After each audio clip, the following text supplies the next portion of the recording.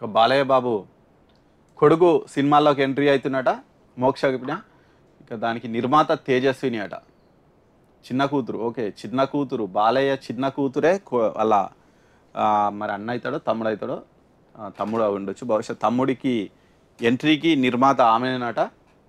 ఇక హీరోగా ఇంట్రడ్యూస్ అయ్యేందుకు already acting skills, dance, fight లాంటివి ఈయన నేర్చుకుంటున్నట. బాలయ్య బాబు కొడుకు వస్తున్నాడు. ఇక మోక్షజ్ఞ ఇక బాలయ్య బాబు ఫ్యాన్స్కు పండుగనే. ఇక ఫస్ట్ సినిమా కూడా బోయపాటి సీను దర్శకత్వంలో ఉంటుందనే టాక్ నడిచింది. అనిల్ రావిపూడి పేరు కూడా వినిపించిందట.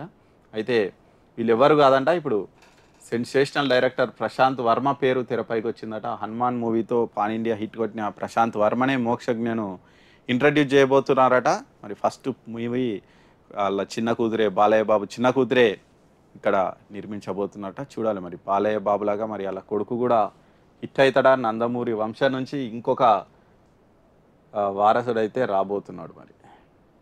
ఓకే, ఇంకా దిశ పేపర్ కూడా చూద్దాం. దిశ పేపర్లో ఉన్నటువంటి ఒక మెయిన్ న్యూస్ ఏంటనేది ఒకసారి చూసే ప్రయత్నం అయితే